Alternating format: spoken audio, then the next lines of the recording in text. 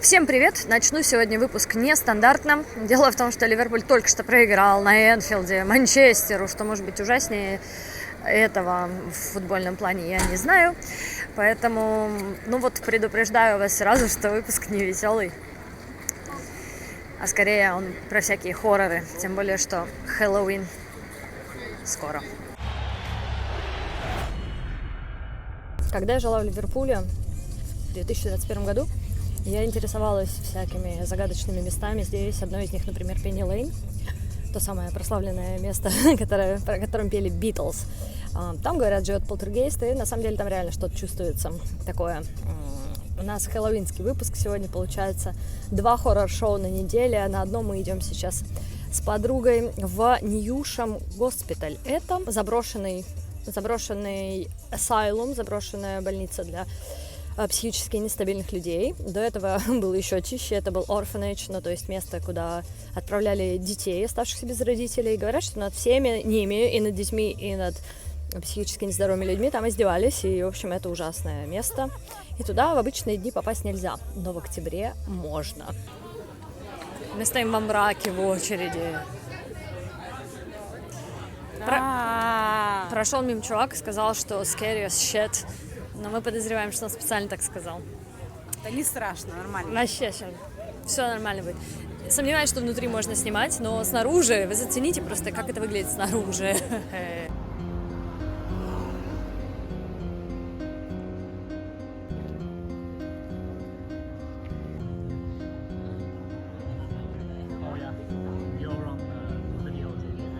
Внутри снимать нельзя, как, в общем-то, и предполагалось. Я вам потом расскажу, было ли это страшнее, чем матч Ливерпуль-Манчестер Юнайтед. Smell nice.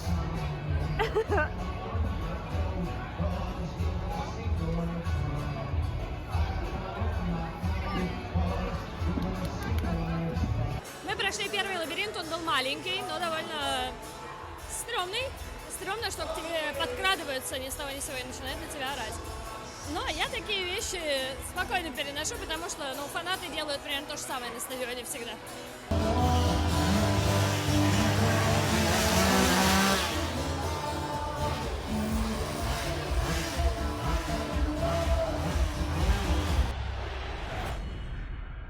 В общем, что хочу сказать, поначалу было не очень страшно. Может, мы просто ожидали большего, а потом стало страшно. Тут 4 лабиринта было, и один из них просто вообще был жуткий очень.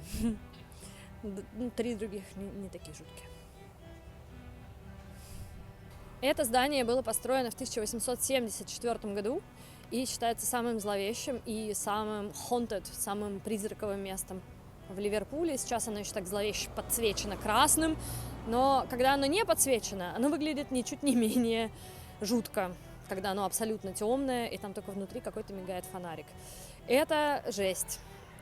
Туда заходить строго запрещено. Там некоторое время висела табличка, что какие-то люди туда вломились, и их теперь ищут.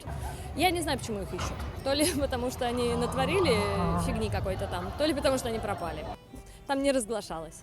В общем, нельзя туда в обычные дни, но вот в хэллоуинские можно. Проводится там такое мероприятие, шоу. Но мне лично кажется, что если туда просто прийти, вот без всей этой подсветки, без всего этого шоу, вот просто прийти в саму больницу, естественно, там в глубину этой лечебницы, или как это назвать-то, в глубину этого адского дома никого не пускают. Так вот, если завести туда просто и оставить там часа на 2 в этом лабиринте, вот мне кажется, тогда-то даже моя крашеная голова посидеет. С другой стороны, там парк, который ничем не подсвечивается, даже в Хэллоуин. И вот туда я бы точно никому не посоветовала идти. Ни сейчас, ни когда-либо. Просто потому, что там могут быть вполне себе живые люди, довольно опасные. Когда я первый раз шла к этой больнице, я шла именно через этот парк. И когда я его увидела, я подумала, так ли мне нужна эта больница? Но потому что там нет фонарей, там просто страшно. Пара призраковых историй. Естественно, человек, который там работал некогда, сказал, что чуть не сошел с ума, и место это самое настоящее зло, его нужно навсегда сравнять с землей и забыть, что оно вообще когда-либо существовало. А какие-то люди туда как-то пробрались, уже после того, как это место перестало функционировать, его закрыли где-то в конце 80-х, если я не ошибаюсь.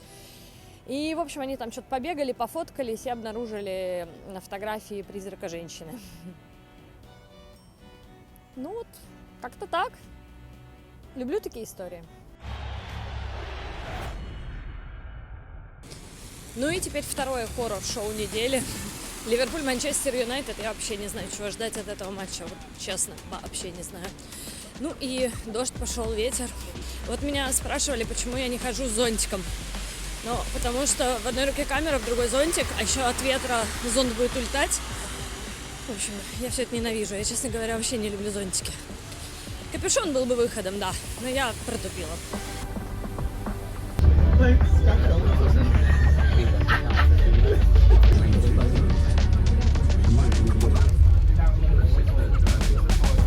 Я ненавижу матчи после международного перерыва, когда все собираются из поездок, фиг знает куда вообще. Но наши, кстати, хорошо выступили в этот международный перерыв. Не знаю уж, и МакАлистер, и болельщики Ливерпуля в Твиттере думали, что игроки Ливерпуля троллят их, потому что у них у всех были огромные оценки там за матчи за национальные сборные. Но я не знаю, где они смотрели эти оценки. Вот, например, я воочию смотрела матч Шотландия-Беларусь. Отвратительная игра. Все потом такие: о, у Роба такая прекрасная там оценка. Да, хреново он играл. И вообще все хреново играли. Кстати, дождь закончился. Пока мы немножечко сидели, развлекались в пабе и слушали Дуа Липу, погода улучшилась и стала больше ливерпульской, чем манчестерской. Ну что, погнали. Осталось 10 минут. Стрёмно как-то. Но я, вот вам честно скажу, я никогда не уверена в своей любимой команде. Никогда. Я из тех, кто надеется, а не из тех, кто верит.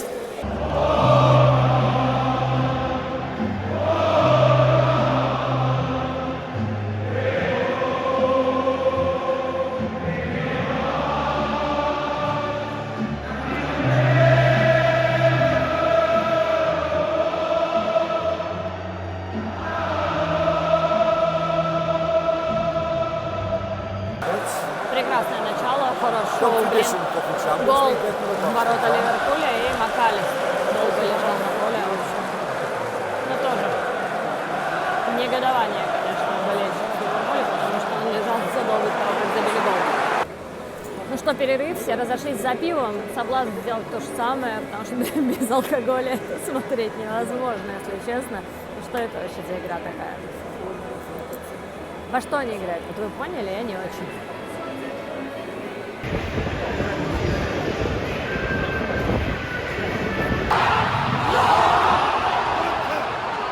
Исак и Экитики играют вместе, но вообще что-то зреет. Лишь бы в другую сторону не назрело.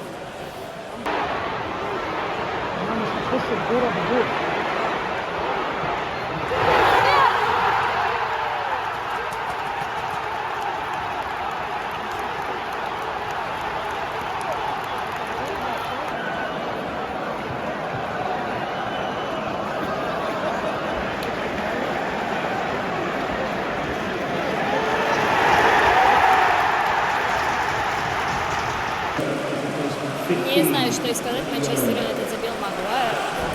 Время еще есть, но в целом должны были забивать больше. Не забили. Ну, пожалуйста.